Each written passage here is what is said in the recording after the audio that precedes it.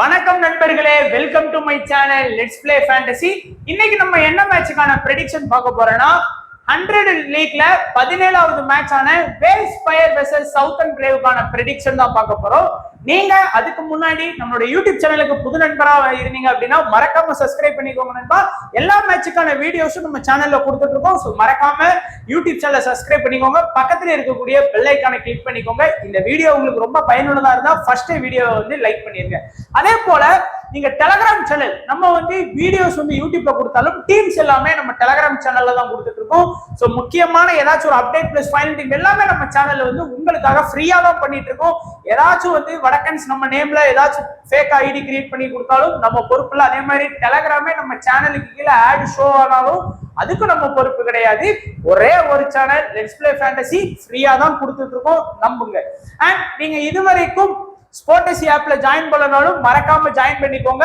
உங்களுக்கு எல்லா ஆப்ஷனுமே நம்ம தமிழ்நாடு ஆப்ல இருக்கு. நீங்க வந்து ட்ரேட் பண்ணணுமா பண்ணிக்கோங்க, ஒன் பிளேயர் ஃபேண்டசி விளையாடணுமா விளையாண்டுக்கோங்க, நீங்க நார்மலா 11 பேர் கிரியேட் பண்ணி கூட விளையாடக்கூடிய ஃபேண்டசி விளையாடணுமா விளையாண்டுக்கோங்க, கேம்ஸ் விளையாடணுமா விளையாண்டுக்கோங்க. அதுதான் ஸ்போர்டசி. எல்லா ஆப்ஷனுமே இருக்கு.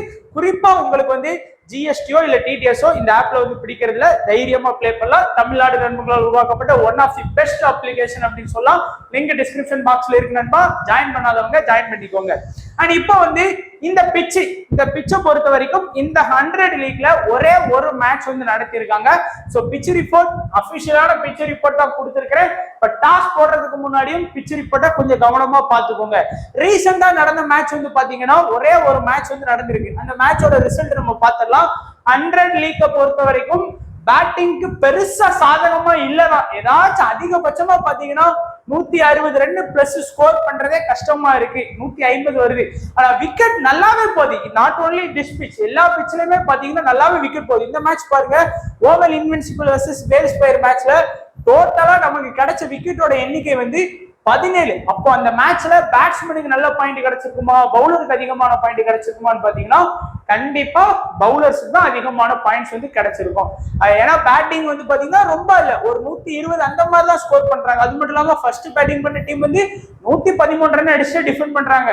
குறிப்பா இந்த பிட்ச்ல லாஸ்ட் 10 மேட்ச் ரிசல்ட் நான் பார்த்தேன். அதுல பாத்தீங்கன்னா ஒரு 145ல இருந்து 150 பிளஸ் ஃபர்ஸ்ட் பேட்டிங்ல அடிச்சானாலே அந்த பிட்ச்ல வந்து நம்ம வந்து டிஃபெண்ட் பண்ணலாம் அப்படிங்கிற மாதிரி தான் இருக்கு ஸ்டாட்ஸை பொறுத்த வரைக்கும். ஸோ கண்டிப்பா நீங்க அதை கொஞ்சம் பார்த்துக்கோங்க. அதே தான் ஓவரால் ரிசல்ட் பார்க்கும்போது ஒரு மேட்ச் பேட்டிங் ஃபர்ஸ்ட் பண்ண டீம் 150 தான் 2 innings, high score oval invincible, low score வந்து வேல்ஸ் ஃபயர். அதை கொடுத்தா நம்ம இதுலயும் கொடுத்துருக்கோம். அது 2-3 மேட்ச் ஆகும்போது இதுல வந்து இன்க்ரீஸ் ஆகும். இப்போ வந்து ப்ரெடிக்ஷன் வந்து நம்ம பார்க்கலாம். சோ 100 லீக்க பொறுத்த வரைக்கும் ஏதாச்சும் ஒரு பிளேயர்னால வந்து பாத்தீங்கன்னா சுத்தமா எல்லாம் தோத்து போற மாதிரி ஆயிடுது. அதனால கொஞ்சம் கவனமாவே நீங்களும் டீம் செட் பண்ணுங்க.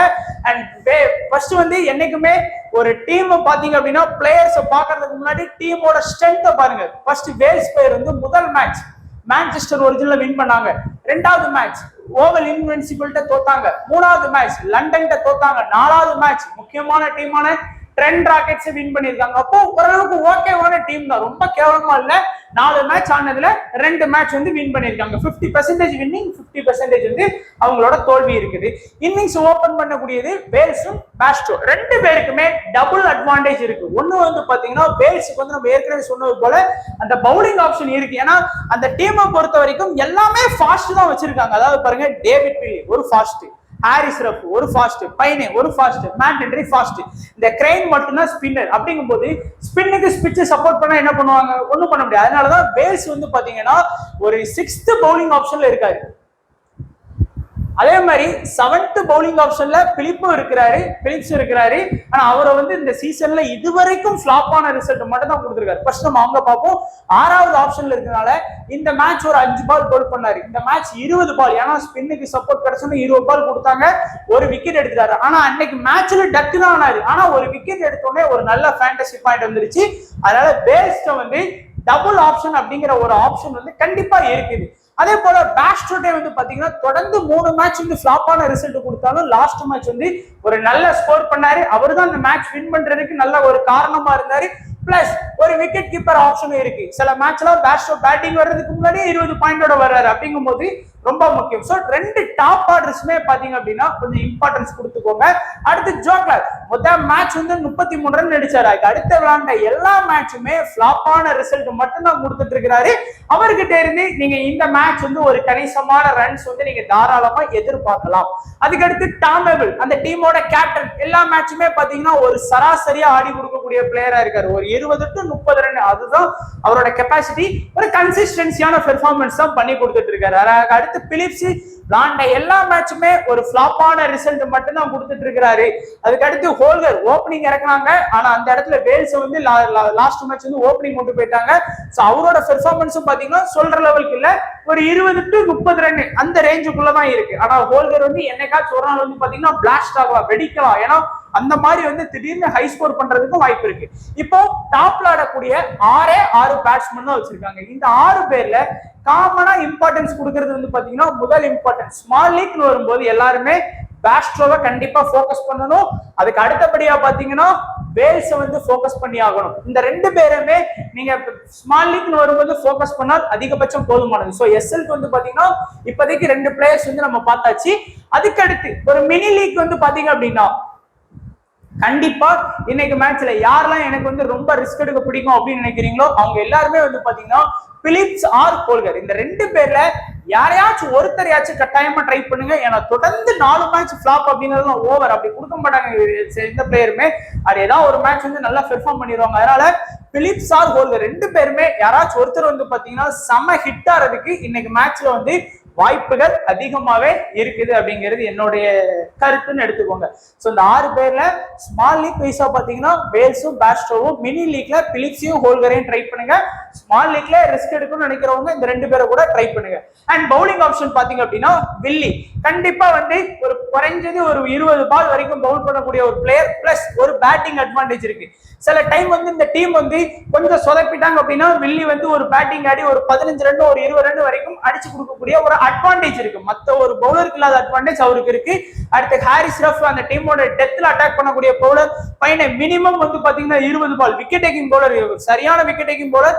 4 மேட்ச்ல 3 மேட்சுமே விக்கெட் எடுத்து கொடுத்திருக்காரு. ஹாரிஸ் ரஃப் அதே மாதிரி தான். கண்டிப்பா வந்து ஹாரிஸ் ரஃப் தான் நீங்க விக்கெட் எடுக்கலாம்.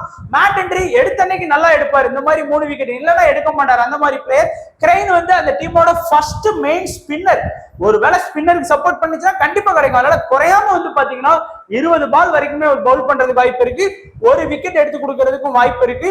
மேட் ஹென்றி இன்னைக்கு மேட்ச்ல வந்து பாத்தீங்கன்னா ஆப்போனன்ட் வந்து சவுத்தர்ன் பிரைட் அவங்க கொஞ்சம் பேட்டிங் நல்லா ஆடக்கூடிய டீம் தான். இருந்தாலும் நீங்க ஒரு விக்கெட் எதிர்பார்க்கலாம். இந்த ஹாரிஸ் ரஃப் இருந்து 2 விக்கெட் எதிர்பாருங்க. பைனட் இருந்து 1 விக்கெட் எதிர்பாருங்க. வில்லிட்ட இருந்து 1 விக்கெட் பிளஸ் ஒரு 15 ரன்னுமே அவர்கிட்ட வந்து எதிர்பார்க்கலாம். ஏன்னா இந்த பிட்ச்ல நல்லா விக்கெட் விழுதனால இந்த மாதிரி கூட நீங்க எதிர்பார்க்கலாம். இந்த 5 பவுலிங் ஆப்ஷன்ல பாத்தீங்கன்னா ஸ்மால் லீக்னு வரும்போது எல்லாருமே வில்லி, ஹாரிஸ் ரஃப், பைனே இந்த 3 பேருக்குமே இம்பார்ட்டன்ஸ் கொடுப்பாங்க. சோ 5+3 2 பேட்ஸ்மேன் 3 பவுலர் அப்படின்னு பார்க்கும்போது ஒரு 5 பிளேயர் ஸ்மால் லீக்கு இந்த டீம்ல வந்து பாத்தீங்கன்னா வேல்ஸ், பேஸ்ட்ரோ, வில்லி, ஹாரிஸ் ரஃப், பைனே இம்பார்ட்டன்ஸ் கொடுப்பாங்க. நீங்க கண்டிப்பா இந்த கிரெயின், ஹோல்கர், பிலிப்ஸ் இந்த 3 பேரையுமே கொஞ்சம் நல்லா கவனமா ட்ரை பண்ண பாருங்க. அதுக்கு அடுத்து சவுத்தர்ன் பிரைட் இதுவும் வந்து பாத்தீங்கன்னா ஒரு ஸ்ட்ராங்கான டீம் தான். முதல் மேட்ச் லண்டனை வின் பண்ணாங்க. 2வது மேட்ச் நார்த்தன் சூப்பர் ஜாஸ்டர் தோத்தாங்க.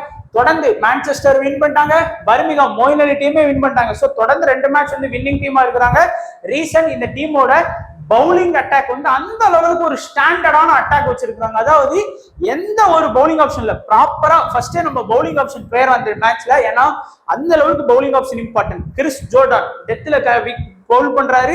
4 மேட்சுமே அவர் விக்கெட் எடுத்திருக்கிறாரு. ஒரு மேட்ச் கூட விக்கெட் எடுக்காம இல்ல. குறைஞ்சது நீங்க ஜோர்டான் வந்து 1 or 2 விக்கெட் வந்து கண்டிப்பா எக்ஸ்பெக்ட் பண்ணலாம். அகில் கொஷினும் ஒரு மெயின் ஸ்பின்னரா இருக்காரு. அந்த டீம்ல ஒரே ஒரு மெயின் ஸ்பின்னர் தான் இருக்கிறாரு. அதனால கண்டிப்பா 20 பால் பவுல் பண்ணிடுவார் நம்ம எக்ஸ்பெக்ட் பண்ணலாம். மினிமம் வந்து அகில் கொஷின்ல இருந்து நீங்க 1 விக்கெட் எதிர்பார்க்கலாம். இனிஷியல்ல வந்து அட்டாக் பண்ணுவாரு. அதே மாதிரி மில்ஸ் டெத் கிறிஸ் ஜோர்டான் கூட வந்து பாத்தீங்கன்னா சேர்ந்து டெத்ல ஒரு சில ஓவர் அட்டாக் பண்ணுவாரு. கண்டிப்பா நீங்க வந்து மில்ஸ்ட இருந்தும் நீங்க மினிமம் 1 or 2 விக்கெட் வந்து எதிர்பார்க்கலாம். அடுத்த ஆர்ச்சர் எல்லா மேட்சுமே அவர் விளாண்ட 3 மேட்ச் ஆடி இருக்காரு, 3 மேட்சுமே ஒரு விக்கெட் எடுத்து கொடுத்திருக்காரு. ஓவர்டன் எடுத்த அன்னைக்கு நல்லாவே விக்கெட் எடுப்பாரு. இனிஷியல்ல வந்து ஃபுல்லா அவரோட அட்டாக் தான் வந்து பாத்தீங்கன்னா கண்டிப்பா இருக்கு. ஆர்ச்சரும், கிறிஸ் ஜோர்டான், அகில் கோஷன் 3 பேர் இனிஷியல்ல போல் பண்ணுவாங்க. டெத்ல ஜோர்டான், மில்ஸ், ஆர்ச்சர் இந்த 3 பேர் வந்து பாத்தீங்கன்னா டெத்ல வந்து அட்டாக் பண்ணுவாங்க.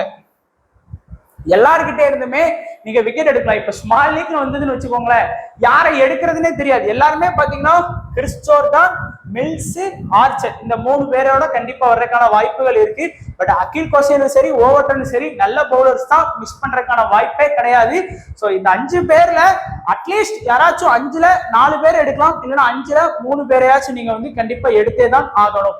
அதுக்கப்புறம் பேட்டிங் ஆப்ஷன் போனீங்கன்னா பேட்டிங் ஒன்றும் பெருசா இந்த டீம்ல கிடையாது. அதாவது வின்ஸ், டேவிட்ஸ் 2 பேருமே கொஞ்சம் நல்லா ஆடி கொடுத்திருக்காங்க. எல்லா மேட்சுமே பாத்தீங்கன்னா ஒரு கணிசமான ஸ்கோர். இந்த 2 ஓபனர்ஸுமே நல்லா ஆடி கொடுத்திருக்காங்க. இதுல டேவிட்ஸ்க்கு வந்து டபுள் ஆப்ஷன் இருக்கு, விக்கெட் கீப்பர். அதுக்கடுத்து கொல்லி பாத்தீங்கன்னா பெருசா யாருமே ஆனது இல்லை. அடுத்து கோலஸ் அதே மாதிரி தான் பெருசா ஆனது இல்லை. ஈவென்ட்ஸ் இந்த ஒரு மேட்ச் வந்து நல்லா ஆடி கொடுத்தாரு. பொலார்ட் விளாண்ட 2 மேட்சுமே செம்ம ஹிட்டரா வந்து ஆடி கொடுத்திருக்காரு. இந்த டாப் 6மே வந்து பாத்தீங்கன்னா பேட்டிங் லைனப் தான்.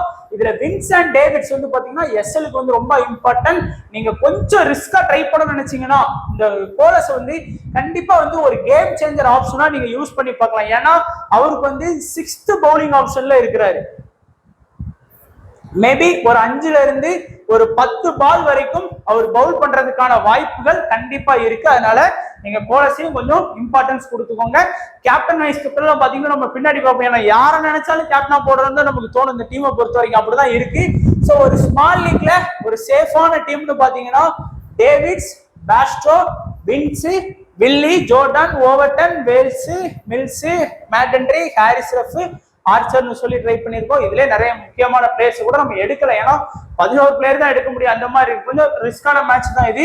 ஸ்மால் லீக்கை பொறுத்த வரைக்கும் டேவிட், வில்லி, ஜோர்டான், ஆர்ச்சர், ஓவர்டன் இந்த 4 பேருமே பெஸ்ட் கேப்டன் வைஸ் கேப்டனா உங்களோட எஸ்எல் டீமுக்கு இருப்பாங்க. கிராண்ட் லீக்ல நம்ம வந்து டிஃப்ரெண்டா ட்ரை பண்ணிக்கோங்க.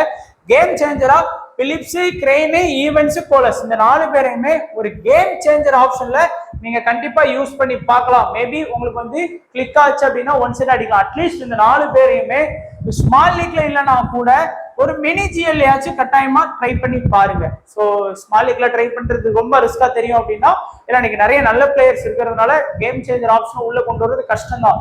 அதனால ஒரு மினி லீக் அந்த மாதிரி ட்ரை பண்ணுங்க. ஒரு 1000 பேர் விளையாடக்கூடிய லீக் அப்படிங்கிற மாதிரி இதுல கண்டிப்பா ட்ரை பண்ணி பாருங்க.